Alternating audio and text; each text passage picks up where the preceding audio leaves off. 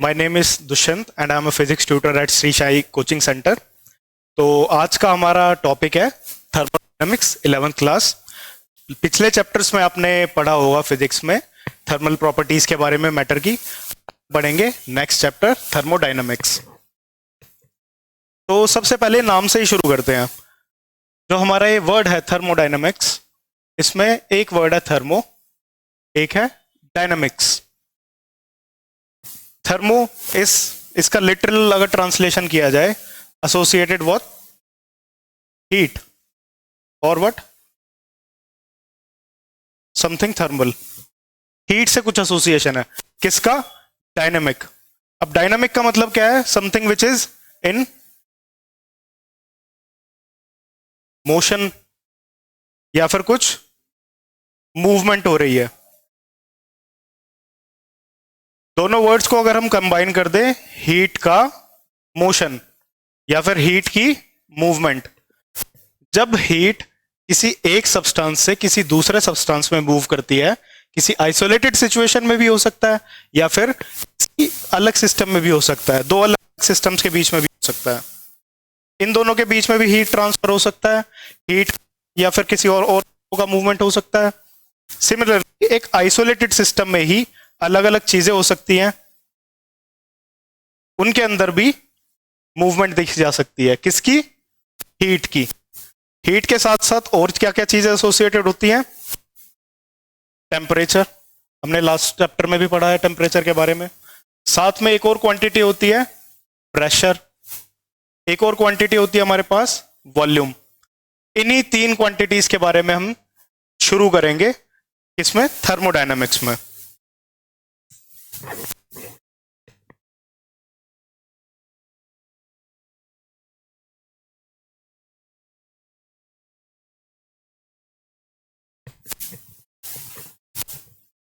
Okay, सो तीन variable हमने यहां पे लिखे थे अभी, pressure, volume and temperature.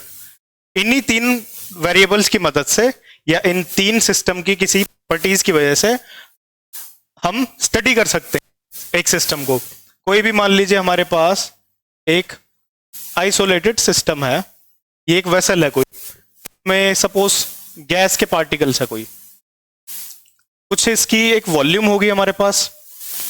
Similarly gas के अगर पार्टिकल्स हैं तो एसोसिएटेड एक प्रेशर होगा, प्रेशर एक्सर्ट करेगी जो अंदर गैस होगी इसकी वॉल्स पर कंटेनर की।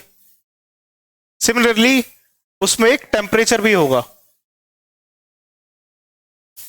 वॉल्यूम हमें पता है, वो हम मेजर कर सकते हैं किसी भी वेसल की। प्रेशर हम मेजर कर सकते हैं कि प्रेशर हमें पता है होता क्या है। प्रेशर क्या होता है? Force exerted per unit area, वो हमारा प्रेशर हो जाता है। प्रेशर को भी हम विजुअलाइज कर सकते हैं। लेकिन ये टेम्परेचर क्या है? टेम्परेचर के बारे में हमने सुना होगा कि भाई आज तो टेम्परेचर बहुत ज्यादा हो रखा है, भाई आज गर्मी का दिन है, 44 डिग्री सेल्सियस था तो टेम्परेचर बहुत ज्यादा है। या फिर सर्दी के दिनों की अगर हम बात करें, भाई आज तो 2 डिग्री टेम्परेचर चला गया था, बहुत ठंडा है। तो 2 डिग्री सेल्सियस और 44 डिग्री सेल्सियस से हम मीन क्या कर रहे हैं एक्चुअली? किसका टेम्परेचर? एटमॉस्फेयर का। टेम्परेचर को हम कैसे विजुअलाइज करें? ऐसी कौन प्रॉपर्टी है मैटर की जिसकी वजह से टेम्परेचर निकल के आ रहा है? उसी के बारे में अब हम स्टडी करेंगे। किसकी मदद से? थर्मोडायनामिक्स की मदद से। तो आ जाते हैं सबसे पहले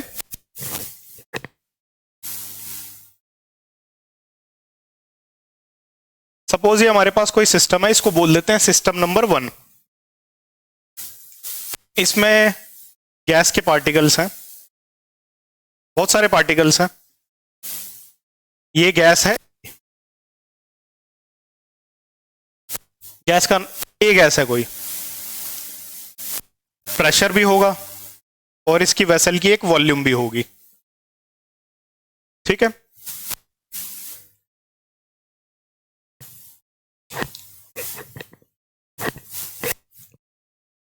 सिमिलरली एक और वेसल है हमारे पास,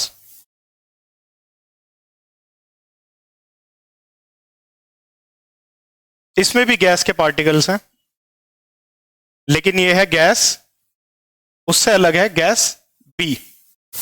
कोई भी गैस हो सकती है, सेम गैस भी हो सकती है, हमने अलग ले लिया। यह है वेसल नंबर 2। सिमिलरली यहां पे कुछ प्रेशर एसोसिएट होगा इससे और एक वॉल्यूम होगी। इक्वल ना लेते हैं हम, अलग अलग ले लेते हैं, इक्वल ना लेके जनरल केस ले लेते हैं। इसका होगा P1 और V1, पहला कंटेनर है ये। इसमें जो प्रेशर होगा सपोज P2 होगा और वॉल्यूम इसकी V2 होगी दूसरे कंटेनर में। इसके बाद क्या किया है हमने, ये सेपरेटेड थे, ये दोनों सेपरेटेड थे, इसकी अलग वॉल है, इसकी अलग वॉल है। अब अज्यूम करो इस सिस्टम को हमने कन्वर्ट कर दिया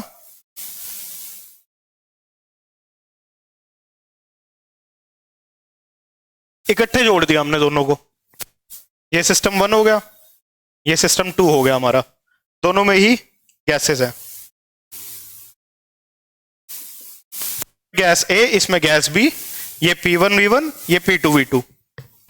अब यहां पे हमने क्या किया, बीच में से ये लगी हुई थी ना हमारी वॉल, इसको हमने हटा दिया, गैस सारी आपस में मिक्स हो गई।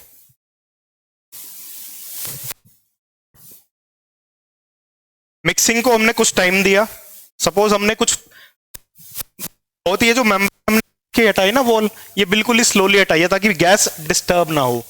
हमने गैसेस में जो हो रहा है अपने आप नेचुरली होने दिया उसको, तो कुछ टाइम बाद हम क्या नोटिस, आपस में मिक्स हो चुकी होंगी। टोटल वॉल्यूम क्या हो चुकी होगी हमारे पास, V1 प्लस V2, ये V1 थी ये V2 थी, दोनों को कंबाइन कर दिया, बीच से इनकी जो वॉल थी वो हटा दी, तो वॉल्यूम ऐड हो जाएगी। सिमिलरली ऐसे ही हम प्रेशर भी निकाल सकते हैं नया, गैस की क्वांटिटीज अगर हमारे पास हो, गैस की क्वांटिटी अगर हमें पता होगी तो हम नए प्रेशर को भी निकाल सकते हैं। अब बात आई कि इन आइसोलेटेड सिस्टम, आइसोलेटेड मतलब अलग अलग अलग अलग थे, आइसोलेटेड थे ये सिस्टम और ये एक साथ कंबाइन हो गए, मतलब एक इक्विलिब्रियम पर रीच कर लिए। इन दोनों में फर्क क्या है, यहां पे ऐसा क्या था जो यहां पे नहीं है, या फिर यहां पे ऐसा क्या नया आ गया जो यहां नहीं था, डिफरेंस क्या आया हमारे कंबाइंड सिस्टम की बात की जाए तो कुछ हमने अगर दिया इसको, आफ्टर सम टाइम, तो हमारा सिस्टम आ गया टोटल। अगर हम इस एज अ होल सिस्टम 1 और 2 को कंबाइंड की बात करें, जो हमारा टोटल सिस्टम है वो आ गया इक्विलिब्रियम पे, या इसको ऐसे भी कह सकते हैं, system 1 is eight equilibrium with system 2, आपस में इक्विलिब्रियम में आ गए सिस्टम। ऐसी क्या प्रॉपर्टी होगी जिसकी वजह से इक्विलिब्रियम में आए होंगे, वो कौन सा वेरिएबल होगा। हमने मेजर करके देखा, जब इसको एम्पिरिकली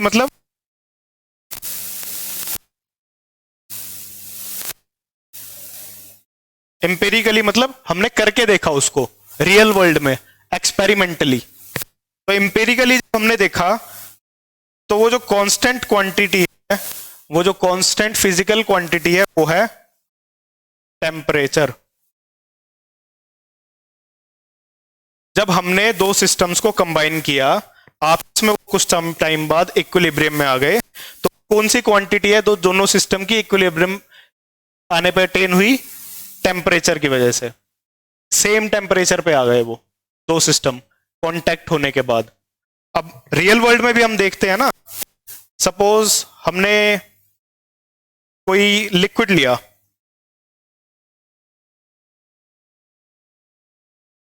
उसके बाद हमने क्या करा, इसमें आइस डाल दी, आइस के छोटे छोटे क्यूब्स होते हैं। बाद हमने थोड़ी देर बाद क्या देखा, उसको टाइम दिया तो वो एक जैसा हमें लिक्विड देखने को मिल गया। आइस की वजह से लिक्विड ठंडा हो गया होगा, तो फाइनल जो सिस्टम है हमारा उसमें टेम्परेचर सेम हो गया होगा, किस किस का, आइस की वजह से जो वाटर आया था प्लस जो लिक्विड था, मतलब फाइनल वैल्यू जो हमें मिली है वो सेम टेम्परेचर की मिली है। और इसी टेम्परेचर को हम बोल देते हैं empirical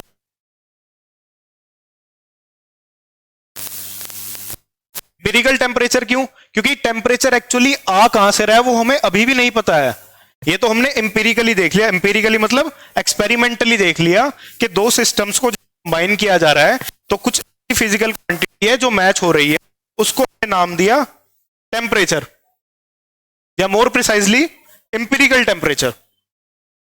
Imperial temperature is that quantity which remains same in both the systems after they come at equilibrium.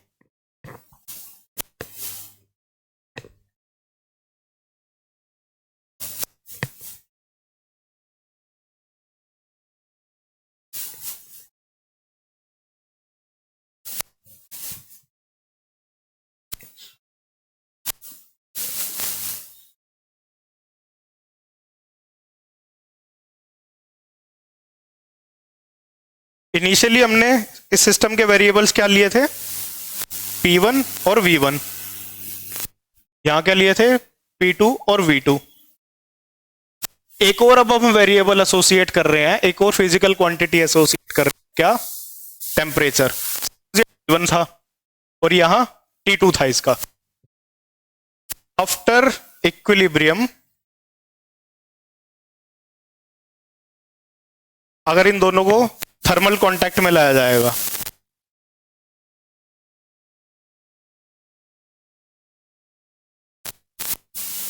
Thermal contact कैसे लाया जा सकता है? या तो दोनों को हमने टच करवा दिया, बीच से वॉल हटा दी, मतलब दोनों कांटेक्ट में आ गए। थर्मल कांटेक्ट मतलब हीट का ट्रांसफर अवेल करवाने वाला कांटेक्ट, हीट, तो वो कहते हैं हम थर्मल कांटेक्ट। तो थर्मल कांटेक्ट में आने के बाद ये जो हमारा कंबाइंड सिस्टम है इसका कुछ फाइनल प्रेशर होगा, कुछ फाइनल वॉल्यूम होगी और एक टेम्परेचर होगा। तो ये जो दोनों का अलग अलग टेम्परेचर था ये फाइनली आके एक वैल्यू पे रीच कर गया और इसको हम कहते हैं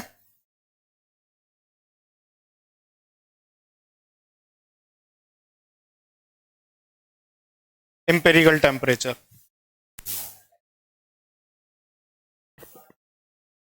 नाउ अब थर्मोडायनामिक्स की स्टडी में हम अलग अलग लॉज के बारे में पढ़ेंगे। वो लॉज हमें ज्यादा मदद करेंगे अंडरस्टैंडिंग में किसकी? सब्जेक्ट की, के सब्जेक्ट को हम और ज्यादा ग्रास्प कर पाए। थर्मोडायनामिक्स एक ऐसी स्टडी है जो कि मैक्रो वर्ल्ड में क्या हो रहा है उसको माइक्रो से कंबाइन करती है। अब जैसे हम पढ़ेंगे आगे एक्चुअली में अंदर पार्टिकल्स के बीच में ऐसा क्या हो रहा है जिसकी वजह से हमें टेम्परेचर मिल रहा है। तो thermodynamics is more about macro. Macro क्या? जिसको रियल वर्ल्ड में देखा जा सके। और मैक्रो एक होता है मैक्रो, एक होता है माइक्रो। थर्मोडायनामिक्स मैक्रो को कंबाइन करता है माइक्रो से, लेकिन ये स्टडी मैक्रो की है। आगे जाके आप पढ़ेंगे, अगर आपने फिजिक्स हायर स्टडीज में आपने फिजिक्स पढ़ी तो आगे जाके आप पढ़ेंगे कि माइक्रो को जो स्टडी करता है मैक्रो के साथ एसोसिएट करता है वो है स्टैटिस्टिकल मैकेनिक्स। ये भी फिजिक्स की एक ब्रांच है। ये आगे जाके अगर आप हायर स्टडीज में पढ़ेंगे तो इसके बारे में पढ़ेंगे। लेकिन मैक्रो वर्ल्ड क्या है? प्रेशर को हम रियल वर्ल्ड में भी नाप सकते हैं। रियल वर्ल्ड मतलब मैक्रो वर्ल्ड हमारा अभी का। माइक्रो वर्ल्ड क्या हो जाता है? जब हम एटम्स की और मॉलिक्यूल्स की बहुत छोटी छोटी चीजों की बात करने लग जाते हैं, उनकी वेलोसिटीज के बारे में, उनके मोशन के बारे में बात करने लग जाते हैं हम, तो वो हो जाता है हमारा माइक्रो डोमेन। मैक्रो डोमेन की बात करें तो प्रेशर है हमारे पास वॉल्यूम है, हमारे पास टेम्परेचर है, ऐसी ऐसी चीजें हैं और इन कोई मैक्रो वर्ल्ड में नापा जा सकता है, मेजर किया जा सकता है। तो इसलिए thermodynamics is a study of macro and it relates the micro domain to macro domain. Actual में पार्टिकल्स में ही तो चेंज आ रहा है, पार्टिकल्स में ही तो एनर्जी में बदल फेर हुआ होगा ना, उसकी वजह से ही तो हमें टेम्परेचर मिला है? यहाँ पे पार्टिकल्स के अंदर ही तो मूवमेंट हुई होगी, कुछ ना कुछ एनर्जी एक्सचेंज हुआ होगा। वो कैसे हुआ होगा? माइक्रो डोमेन में हुआ होगा। लेकिन अगर हम मैक्रो डोमेन की सिर्फ बात करें, जिसकी हम थर्मोडायनेमिक्स में बात करेंगे, तो थर्मोडायनेमिक्स सिर्फ मैक्रो डोमेन को स्टडी करता है। तो ऐसे ही थर्मोडायनेमिक्स को स्टडी करने के लिए हमारे पास डिफरेंट डिफरेंट लॉज हैं। तो सबसे पहले यहां पे सिस्टम्स की बात, यहां से ही आ जाता है हमारा जीरोथ लॉ ऑफ थर्मोडायनेमिक्स।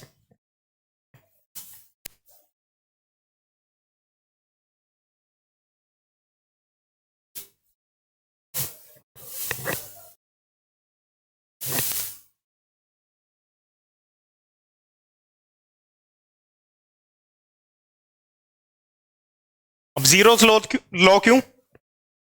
आपने टिपिकली सुना होगा first law, second law, third law. Zeroth law ना फर्स्ट सेकंड थर्ड लॉज के बाद में आया था एक्चुअली। तब तक लॉज को और सेकंड लॉ को और इनको हमने नाम रख चुके थे इसमें थर्मोडायनामिक्स में, कि फर्स्ट लॉ हमारा क्या कहता है, सेकंड लॉ हमारा क्या कहता है, थर्ड लॉ क्या कहता है। उसके बाद हम थी, तो टेक्निकली तो इसको फोर्थ था, थर्ड के बाद आया है या सेकंड के बाद आया है, तो फोर्थ ये था। लेकिन हम इसको जीरोथ लॉ, जीरोथ लॉ इसलिए बोलते हैं क्योंकि ये इतनी फंडामेंटल चीज के बारे में बात कर रहा है कि उसको हम थर्ड के बाद या फोर्थ के बाद से या सेकंड के बाद हम नहीं डाल सकते थे। ये बहुत ही इन सब से भी ज्यादा एक फंडामेंटल चीज की बात कर रहा है, इसलिए वो फर्स्ट से भी पहले आएगा, इसलिए हमने इसको नाम दे दिया जीरो लॉ। ये इतनी फंडामेंटल चीज की बात कर रहा है। किस चीज की बात करता है, आइए देखिए, देखते हैं।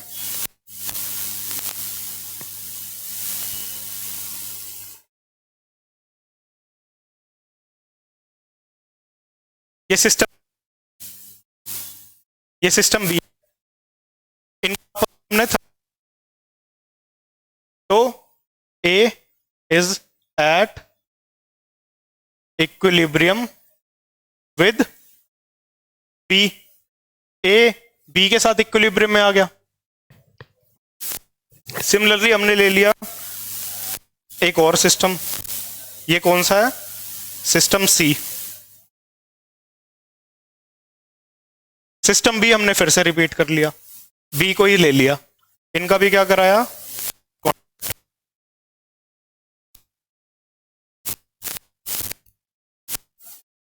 रिजल्ट क्या होगा, ये भी इक्विलिब्रियम में आ जाएंगे। तो सिमिलरली C इज एट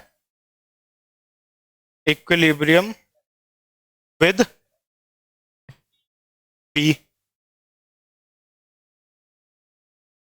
तो A भी जो है हमारा वो भी B के इक्विलिब्रियम में है। B सिस्टम को फिर से हमने उठा लिया, C का कांटेक्ट कराया तो C भी B के इक्विलिब्रियम में आ गया।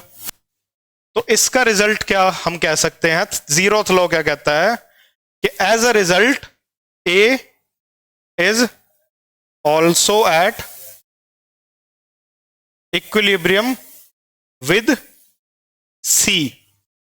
इनका तो आपस में कांटेक्ट हमने नहीं कराया है, लेकिन फिर भी हम A और C के बारे में ये स्टेटमेंट कह सकते हैं। इनका बिना कांटेक्ट कराए ही A इज ऑल्सो C। कैसे, A B के इक्विलिब्रियम में था और B का हमने कांटेक्ट करा रखा है C से, तो C भी B के इक्विलिब्रियम में था, तो एज अ रिजल्ट A भी C के इक्विलिब्रियम में है। इसको थोड़ा समझने के लिए कर सकते हैं, सपोज ये डायरेक्टली कंपेयर नहीं कर रहे हैं, एज एन एग्जांपल देख रहे हैं। सपोज A क्वांटिटी हमारी पास है, कोई A वेरिएबल है, it is equal to B and B is equal to C। तो मैथ का हमारा एक एक्सियोम कहता है ना, then A is equal to C। तो सिमिलरली जीरोथ लॉ थर्मोडायनेमिक्स का कहता है, अगर कोई हमारे पास ऐसा सिस्टम है जो किसी साथ थर्मल कांटेक्ट में है, इक्विलिब्रियम में, और अगर C भी हमारा B के साथ इक्विलिब्रियम में आ गया, तो एज अ रिजल्ट A भी C के साथ इक्विलिब्रियम में आ जाएगा। यही हमारा जीरोथ लॉ है। काफी फंडामेंटल चीज की बात कर रहा है, क्यों, क्योंकि एसोसिएट किससे है, टेम्परेचर से। तो जीरोथ लॉ क्या कह रहा है, ए का टेम्परेचर अगर टेम्परेचर के इक्वल पे आ गया होगा, अगर टेम्परेचर ऑफ ए, टेम्परेचर है इंपीरिकल टेम्परेचर है, इंपीरिकल क्यों? क्योंकि हम इंपीरिकली एक्सपेरिमेंट करके देख रहे हैं इसको। अगर जो टेम्परेचर है ए का वो बी के इक्वल में आ गया होगा, और ये स्टेटमेंट कह रही है कि सी का बी के इक्वल में आ गया होगा, एज अ रिजल्ट टेम्परेचर ए का सी के इक्वल में आ गया होगा, सॉरी।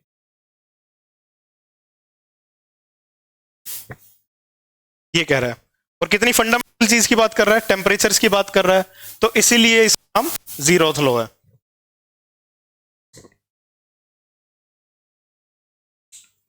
अब हमने लास्ट चैप्टर में पढ़ा होगा हीट के बारे में, टेम्परेचर के बारे में भी थोड़ा सा पढ़ा होगा। उस साथ साथ हमारे पास और भी क्वांटिटीज हैं जिनके बारे में हम स्टडी करेंगे इस चैप्टर में, थर्मोडायनामिक्स में।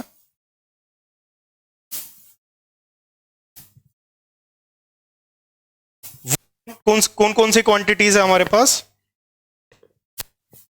सबसे पहले तो हीट, के बाद इंटरनल एनर्जी,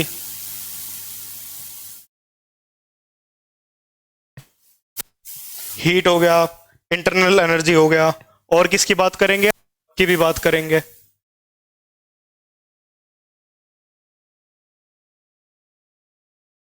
ये वर्क कौन सा है? जो हमने वर्क एनर्जी पावर चैप्टर में पढ़ा है वही वाला वर्क है, वर्क डन वर्क है। रिप्रेजेंट करते हैं हम W से। इंटरनल एनर्जी को हम रिप्रेजेंट करते हैं टिपिकली U से, और हीट को रिप्रेजेंट करते हैं Q से। Q से हम हीट करेंगे, इंटरनल एनर्जी को U से करेंगे, वर्क को W से करेंगे एज यूजुअल।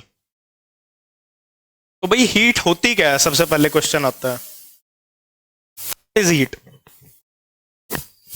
हमने common day to day life में देखा होगा कि भाई ये जो हमारा हीटर है इसको टेम्परेचर इसका कम कर दो या कुछ भी कर दो, हीट ज्यादा आ रही है, या फिर कुछ चीज गर्म हो जाती है तो हम कहते हैं भाई ये तो हीट कर रहा है। तो उससे हम क्या डे टू डे लाइफ में जो हम वर्ड यूज करते हैं हीट, क्या ये वही वाली हीट है? ये उससे रिलेटेड तो है, लेकिन common day to day life में हम जिसको हीट बोलते हैं कि भाई हीट लग रही है मुझे, एक्चुअली में हम टेम्परेचर की बात करते हैं जनरली। जब हम कह रहे होते हैं कि हीट आ रही है उसको बोलते हैं कि हाई टेम्परेचर है किसी चीज का। लेकिन यहां जो हीट है, हीट क्या है? It is a form of energy. जब हीट होती है तो कभी भी हम आइसोलेटेड सिस्टम में हीट की बात नहीं कर सकते। हम ये नहीं कह सकते कि सपोज हमारा ये कोई मेटल है, कोई भी मेटल है, या फिर कोई भी ये अंदर गैस है किसी, ये हमारा कोई कंटेनर है जिसके अंदर गैस है, ये मेटल है कंप्लीट, ये तो सॉलिड ब्लॉक है। हम इसके टेम्परेचर की तो बात कर सकते हैं, सपोज ये टेम्परेचर है इनकी, लेकिन इनकी हीट के बारे में बात नहीं कर सकते। तो इसलिए जब भी हम common day to day life में बोलते हैं कि भाई ये तो बहुत हीट हो रखा है, तो हम क्या बोल रहे होते हैं एक्चुअल में? कि हमें हीट ट्रांसफर कर रहा है। हीट की हमेशा हम ट्रांसफर की बात करेंगे, कभी हीट की आइसोलेशन में बात नहीं होगी। हीट हमेशा फ्लो होती है, तो इसलिए हम जो फॉर्म ऑफ एनर्जी है तो फ्लो ऑफ हीट की बात कर रहे हैं हम। Flow of heat is a form of energy. Heat की हम आइसोलेशन में बात नहीं करेंगे। हम ये नहीं कह सकते जी ये मेटल है, इसका टेम्परेचर इतना है, इसका वॉल्यूम इतनी है, इसका मास इतना है और इसकी हीट इतनी है। हीट मान लो, हीट को हम कह रहे हैं कि भाई इतनी इतनी जूल हीट है। जूल होती है हीट की यूनिट, वही वर्क वाली एनर्जी वाली। तो हम हीट की ऐसे बात ही नहीं कर सकते आइसोलेटेड सिस्टम में कि भाई ये मेटल है इसकी हीट इतनी है। हम हमेशा हीट ट्रांसफर की बात करेंगे। ना ही हम गैस के लिए बोल सकते कि गैस है, इसका प्रेशर इतना है, इसका वॉल्यूम इतना है और इसकी हीट इतनी है। हीट की बात नहीं कर सकते हम हमेशा हीट ट्रांसफर की बात करेंगे। जिसको हम डेल्टा क्यू भी बोल देते हैं या फिर क्यू से भी लिख देते हैं। डेल्टा क्यू दिखा रहा है ट्रांसफर को, चेंज को, तो इसलिए हम डेल्टा क्यू की बात करेंगे हमेशा। क्यू से रिप्रेजेंट कर देते हैं, लेकिन एक्चुअली में हम हीट चेंज की बात कर रहे हैं या फिर हीट ट्रांसफर की। ठीक है, इसके बाद आ जाता है जी इंटरनल एनर्जी। हीट को हमने देख लिया, ये क्या है पूरी कहानी किसकी, हीट की। इंटरनल एनर्जी को देख लेते हैं जी। जो इंटरनल एनर्जी किसी भी एसोसिएटेड होती है या किसी भी सिस्टम से एसोसिएटेड होती है, हमेशा आपने देखा होगा, मैं लेक्चर में काफी सिस्टम की बात कर रहा हूं, तो थर्मोडायनामिक हमेशा सिस्टम्स की बात करें। सिस्टम कैसे, सपोज ये हमारा यूनिवर्स है, इतने से डब्बे में ऑब्वियसली ऑफ कोर्स यूनिवर्स नहीं आएगा, लेकिन सपोज कर लो ये हमारा कंप्लीट यूनिवर्स है। यूनिवर्स से आइसोलेटेड हमारे पास एक बॉक्स है छोटा सा, इसको हम बोलेंगे आइसोलेटेड सिस्टम। ये ना ही मैटर चेंज कर रहा है यूनिवर्स से और ना ही एनर्जी, तो इसलिए ये आइसोलेटेड मतलब अलग है, अकेला है। ना ही मैटर एक्सचेंज कर रहा है बाकी के यूनिवर्स से, ना ही एनर्जी कर रहा है, तो इसलिए ये है आइसोलेटेड सिस्टम हमारा। और सिस्टम के बाहर हमेशा जब भी आउट ऑफ द सिस्टम बात की जाएगी तो बात की जाएगी यूनिवर्स की। एक तो होता है हमारा थर्मोडायनामिक्स में सिस्टम, और दूसरा होता है हमारा यूनिवर्स, मतलब सिस्टम के अलावा बाकी पूरी सृष्टि, पूरा संसार, वो सारा आ जाता है यूनिवर्स में। तो जब भी हम हीट ट्रांसफर की बात करेंगे या फिर एक आप क्वांटिटी पढ़ोगे, एंट्रोपी है जिसको हम एस से रिप्रेजेंट करते हैं, जब भी एंट्रोपी चेंज की बात करेंगे तो हम सिस्टम में एंट्रोपी चेंज की बात करेंगे और हम कॉन्सिक्वेंटली यूनिवर्स में एंट्रोपी चेंज की बात करेंगे। एक हमारा सिस्टम है, सिस्टम के बाहर जो भी है वो सब यूनिवर्स में है। तो जब हम इंटरनल एनर्जी की बात कर रहे हैं तो जो हमारा सिस्टम है उसके अंदर कुछ पार्टिकल्स होंगे, पार्टिकल्स के साथ एसोसिएटेड अलग अलग टाइप की एनर्जीज होंगी। कौन कौन सी हो सकती है, अभी हमने कितनी कितनी एनर्जी के बारे में पढ़ा है, तो हो सकती है हमारी काइनेटिक एनर्जी, और कौन सी हो सकती है, पोटेंशियल एनर्जी हो सकती है, भाई यही पढ़ी है।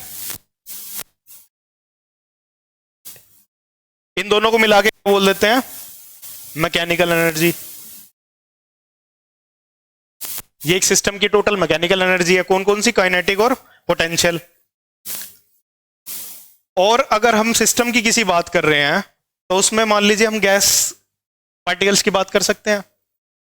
एक बॉक्स है जी हमारे पास, एक डब्बा है, इसमें गैस के पार्टिकल्स हैं, यहां वहां होंगे, टक्कर दूसरों को, कुछ वॉल्स से भी जाके टक्कर मार रहे होंगे, वॉल्स में टक्कर,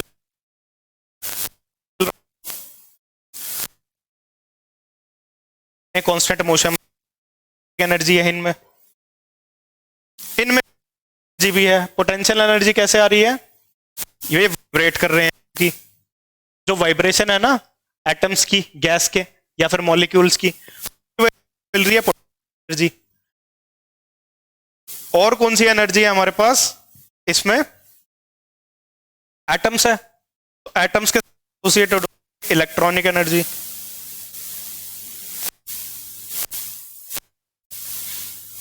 तो जब भी हम इंटरनल एनर्जी की बात करते हैं तो हम यूजुअली इन्हीं तीन एनर्जीज की बात कर रहे होते हैं।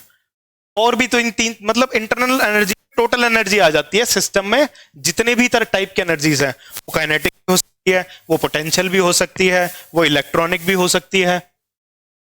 पोटेंशियल कौन कौन सी होगी, वाइब्रेशनल भी हो सकती है, और भी कोई किसी और टाइप की हो सकती है। तो इन तीनों के एनर्जीज को हम बोल देते हैं internal energy of the system. हमेशा सिस्टम की बात करेंगे, internal energy of the system. तो ये होगी हमारी इंटरनल एनर्जी। हमने हीट की बात कर ली, हमने इंटरनल एनर्जी की बात कर ली। अब क्या रह गया, वर्क। वर्क आप सभी पढ़ के आ ही रहे हैं पिछले चैप्टर्स में, वर्क को हम जानते हैं। वर्क क्या है?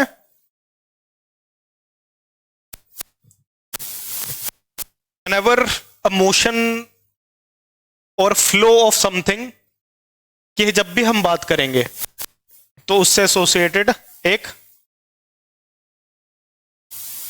वर्क भी होगा। वर्क क्या है? किसी भी काम करने को हम वर्क कहते हैं। कैसे? सपोज एक मैकेनिकल सिस्टम है हमारे पास। मैकेनिकल सिस्टम क्या? किसी इंजन की बात कर लेते हैं। इंजन कौन से हैं? कार्स में भी इंजन होते हैं, मोटर बाइक्स में भी इंजन होते हैं। तो यहां पे कुछ हीट फ्लो हो रहा होता है। अभी हम बात करते हैं कि हीट फ्लो कैसे हो रहा है, कहां हो रहा है। लेकिन इंजन क्या कर रहा है? अगर हम इसमें फ्यूल डाल रहे हैं तो हमें मोशन निकाल के दे रहा है। मोशन कैसे निकाल के दे रहा है? बाइक का या कार का मोशन। तो उसी को हम कह देते हैं engine is doing work. Engine काम कर रहा है। तो वर्क हमने अभी तक कैसे पढ़ा था? फोर्स के साथ एसोसिएटेड पढ़ा था। फोर्स को जब हम डिस्प्लेसमेंट से मल्टीप्लाई कर रहे थे तो हमें वर्क मिल रहा था। यहां पे जो वर्क डायनामिक्स में एसोसिएटेड वो टिपिकली इस तरह का होगा। हम इंजन्स की बात कर रहे होंगे किसी ना किसी, तो इंजन से एसोसिएटेड जब भी किसी आउटपुट की बात हो रही होगी तो हमेशा वर्क की बात हो रही होगी। वर्क डन, ये हमारा वर्क हो गया।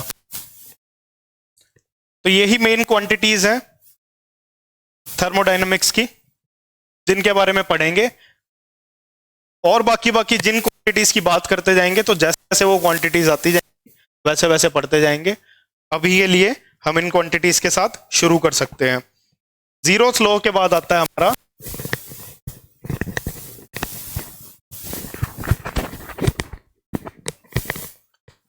जीरोथ लॉ के बाद आता है first law of thermodynamics. First law क्या कहता है हमारा? भाई हमने कंजर्वेशन लॉस के बारे में बात किया है। और कौन कौन से कंजर्वेशन लॉस के बाद अभी हमने पढ़ा है? Law of conservation of energy हमने पढ़ा है। और कौन सा पढ़ा है? मोमेंटम। मोमेंटम क्या होता है? Mass times velocity. तो law of conservation of momentum भी हमने पढ़ा है। आगे जाके हम पढ़ेंगे रिजिड रिजिड बॉडीज को। जब हम रोटेशनल मोशन पढ़ेंगे तो हम और बात करेंगे law of conservation of angular momentum. तो ये सारे हमारे क्या हैं? कंजर्वेशन लॉज हैं। जो फर्स्ट लॉ ऑफ थर्मोडायनेमिक्स है ना, it is nothing but law of conservation of energy. Law of conservation of energy when talked about in terms of thermodynamics, it becomes first law of thermodynamics. Law of conservation of energy की जब हम किसी इस ढंग में बात करेंगे, terms of thermodynamics में बात करेंगे। थर्मोडायनेमिक्स में कैसे बात करेंगे? भाई इंटरनल एनर्जी की बात कर सकते हैं, हीट की बात कर सकते हैं, टेम्परेचर, प्रेशर, वॉल्यूम, ये सब क्या है? थर्मोडायनेमिक्स के वेरिएबल्स हैं। तो law of conservation of energy की जब हम ऐसे बात करेंगे कि थर्मोडायनेमिक वेरिएबल्स के टर्म्स में बात करेंगे तो it becomes first law of thermodynamics. तो law of conservation of energy हमारा यहां पे क्या कहता है? सीधा सीधा कि जो चेंज है एनर्जी का किसी भी सिस्टम में, then it would be equal to heat change and work done. Energy in a system is equal to change in heat plus work done. इसी को हम दूसरे तरीके से कैसे देख सकते हैं? ये तो हमने जनरल लिख दिया जनरल फॉर्म में।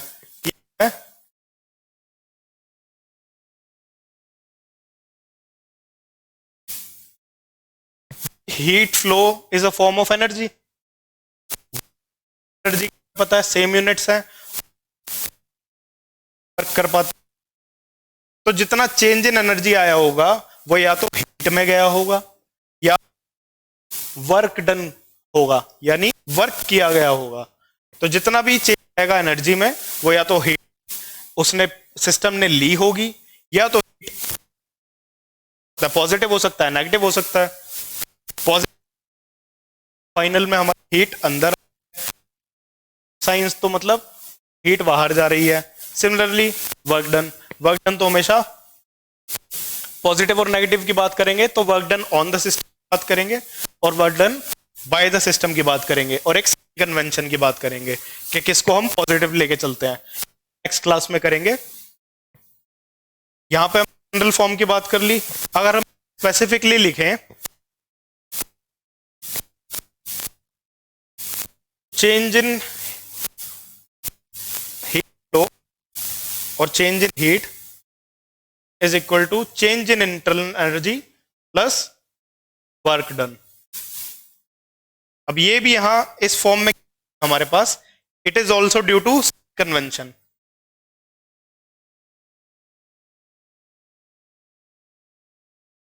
आप अगर केमिस्ट्री की बात करेंगे तो केमिस्ट्री में हम साइन कन्वेंशन फिजिक्स से ऑपोजिट लेते हैं। ये क्यों लेते हैं? नाम में ही है कन्वेंशन। भाई फिजिसिस्ट ने कन्वेंशन किसी चीज को पॉजिटिव ले लिया, केमिस्ट ने उस चीज को नेगेटिव ले लिया, लेकिन आंसर हमारे पास कुल मिला के सेम आएगा, बस साइन का फर्क आएगा।